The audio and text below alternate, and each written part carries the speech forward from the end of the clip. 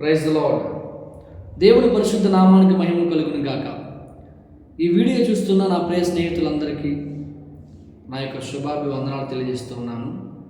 దేవుని కృప మీకు తోడుగా ఉండును గాక. ఆమేన్. ఈ వీడియోని స్కిప్ చేయకుండా కొద్ది నిమిషాలు ఈ వీడియోని చూసి దేవుని మాటలు వినవలసిందిగా ప్రభు పేరిట కోరుచున్నాను. నిశ్చయంగా ఈ దేవుని మాటలు మన జీవితాల్లో మార్పులు తీసుకొస్తాయి. ఆమేన్. రండి దేవుని వాక్యాన్ని విందాం. దేవుని యొక్క కృపలో నేను చాలా బాగున్నాను, మీరు కూడా చాలా బాగున్నారని నేను నమ్ముతున్నాను. అందరూ ఎలా ఉన్నారు? బాగున్నారా? దేవునికి స్తోత్రం. ఈరోజు దేవుని యొక్క కృపను బట్టి మీతో మాట్లాడదలిచిన అంశం ఏంటంటే, ఈరోజు అనేక మంది తన జీవితంలో ఆలోచన చేసేది ఏంటంటే, ప్రియ స్నేహితులారా, నేను సంపాదించాలి, నేను ఏదైనా సాధించాలి, నేను ఎదగాలి అని అనుకుంటున్నారు. నిజమే, అందరి జీవితాల్లో ఉంది, నా జీవితంలో కూడా ఉంది. నేను ఏదైనా సంపాదించాలి, నేను సాధించాలి, నేను ఎదగాలి అని నాకు కూడా ఉందండి. మరి ఎందుకు సంపాదించలేకపోతున్నాం, సాధించలేకపోతున్నాం, మరి ఎదగలేకపోతున్నాం అనే విషయం మనం జ్ఞాపకం చేసుకుంటే, దేవుని యొక్క వాక్యం సెలవిస్తుంది కదా, ఈ లోకంలో మనం ఎంత సంపాదించినా కానీ, లోక సువార్త 12వ అధ్యాయంలో మనం చూసుకోవచ్చు, ఈ లోకంలో మనం ఎంత సంపాదించుకున్నా సమస్తము వ్యర్థమే అండి. ఈ లోకంలో ఉన్నదంతా వ్యర్థము వ్యర్థము వ్యర్థము అని ప్రసంగి కూడా చెప్తున్నాడండి. 12 అధ్యాయాలు అంటే ప్రసంగి గ్రంథంలో. అయితే మరి డియర్ ఫ్రెండ్స్, మనం సంపాదించాలి సంపాదించాలి సంపాదించాలని పరిగెడుతున్నాం, కానీ చాలామంది సంపాదన వారికి సరిపోవట్లా. అంతెందుకండి, నాకు కూడా నేను బయట వర్కులకు వెళ్ళినప్పుడు నాకు సంపాదించేది సరిపోయేది కాదు. అంత మాత్రమే కాకుండా సంపాదనలో చికాకు, బాధ, వేదన, కష్టాలు, అయ్యో అయ్యో చెప్పలేనన్న బాధలు ఉండేవి.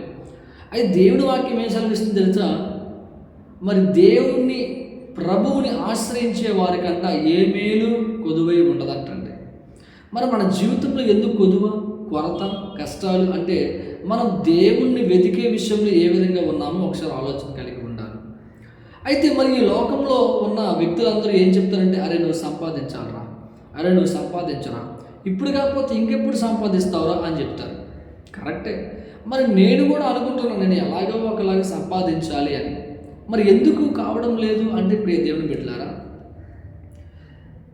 ఒక సంఘానికి వెళ్ళిన వాళ్ళనే కావచ్చు, సంఘానికి వెళ్ళనిటువంటి వాళ్ళనే కావచ్చు, ప్రభువుని తెలుసుకున్న వారు కావచ్చు, ప్రభు అంటే ఎవరో తెలియని వారు కూడా కావచ్చు, ప్రతి ఒక్కరి మనసులో ఉండేది ఏంటంటే నేను సంపాదించాలి అనేది.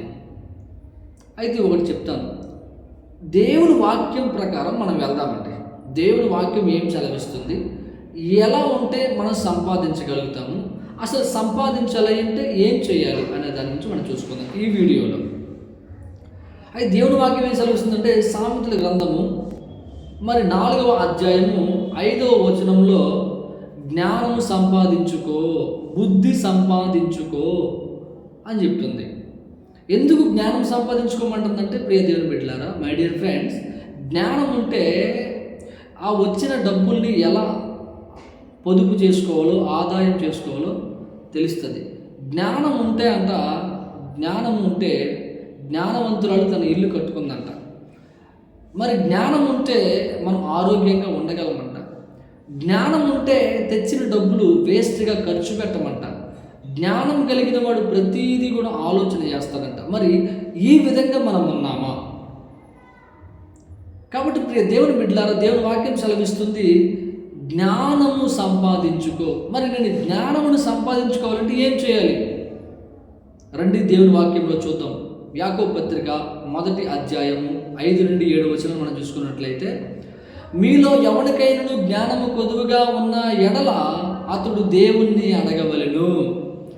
ఈ వీడియో చూస్తున్న మీలో, ఈ మాటలు వింటున్న మీలో దేవుని యొక్క జ్ఞానము లేదా ఈ లోక జ్ఞానము, అసలు జ్ఞానమే నీ దగ్గర లేకపోతే నువ్వు దేవుని దగ్గరకు వచ్చి అడుగు, దేవుని జ్ఞానాన్ని ఇస్తాడు. మై డియర్ ఫ్రెండ్స్, ఇస్తాడా? నిజమేనా? ఖచ్చితంగా ఇస్తాడు.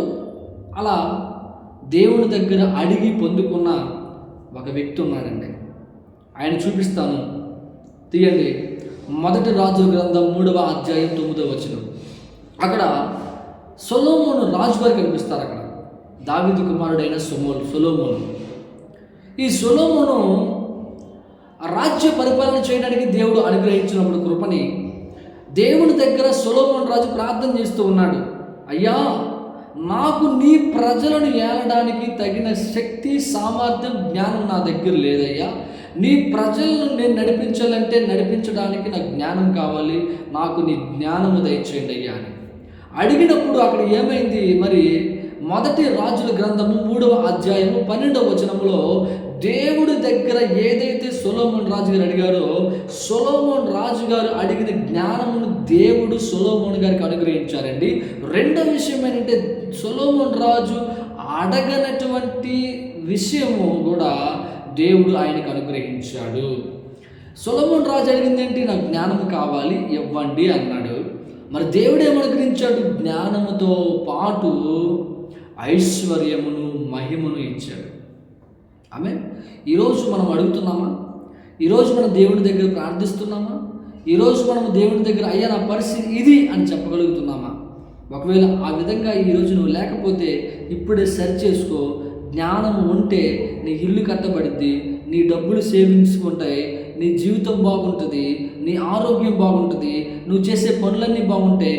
జ్ఞానం లేకపోతే ఇదిగో అనేక మంది చెప్తున్నారు, నన్ను వాడు మోసం చేశాడు, ఆ వాళ్ళు మోసం చేశారు, తన మోసం చేసింది, నేను పలానా దగ్గరికి నమ్మి వెళ్ళాను, మోసపోయాను. జ్ఞానము లేని వాళ్ళు మోసపోతారు, జ్ఞానము లేని వాళ్ళు నష్టపోతారు, జ్ఞానము లేని వాళ్ళు కష్టపడతారు, జ్ఞానము లేని వాళ్ళు ఇబ్బందుల పాలవుతారు. ఇవన్నీ నీ జీవితంలో ఉన్నాయంటే ఈరోజు దేవుని దగ్గర అడుగు, ప్రార్థన చేయి, దేవా నాకు జ్ఞానము దయచేయని. అవును ప్రియులారా, దేవుని దగ్గర మనం అడిగినప్పుడు ఇదిగో సొలొమోను రాజు ఏ విధంగా అయితే జ్ఞానం కావాలని అడిగినప్పుడు దేవుడు తనకి జ్ఞానంతో పాటు సమస్తాన్ని దయచేశాడో, ఈరోజు కూడా మనము ఆ విధంగా దేవుని దగ్గర అడిగినప్పుడు దేవుడు మనకి జ్ఞానంతో పాటు నీ జీవితంలో ఏదైతే కొరతగా ఉందో, ఏదైతే అవసరముగా ఉందో సమస్తాన్ని దేవునికి ఇవ్వడానికి సమర్థుడై ఉన్నాడు. ఆమేన్. కాబట్టి ప్రియ దేవుని బిడ్డలారా, దేవుని అడుగుతావా? ఈరోజు ప్రార్థన చేస్తావా? ఈరోజు ప్రార్థన చేద్దాం. దేవుడు తన జ్ఞానముతో మనల్ని నింపును గాక. ఆమేన్, ఆమేన్. ఈ జ్ఞానం చాలా ముఖ్యం. ఇంకొక మాట, ఈ యొక్క వీడియో మీకు మరలా చూడాలి అనుకుంటే, లేదా ఈ మాటలు మీకు నచ్చితే, మీరు ఏదైనా చెప్పాలనుకుంటే నా యొక్క యూట్యూబ్ ఛానల్ని మీరు సబ్స్క్రైబ్ చేసుకోండి. ఈ యొక్క మాటలు నచ్చితే, దేవుని మాటలు నచ్చితే మీరు దీన్ని లైక్ చేయండి, ఇది 10 మందికి షేర్ చేయండి. ఏదైనా మీరు చెప్పాలనుకుంటే, లేదా మీ ప్రార్థన అవసరతలు ఏదైనా ఉంటే ఇక్కడ మాకు కామెంట్ చేయండి. God bless you. దేవుడు మిమ్మల్ని దీవించును గాక. ఆమేన్. Praise the lord.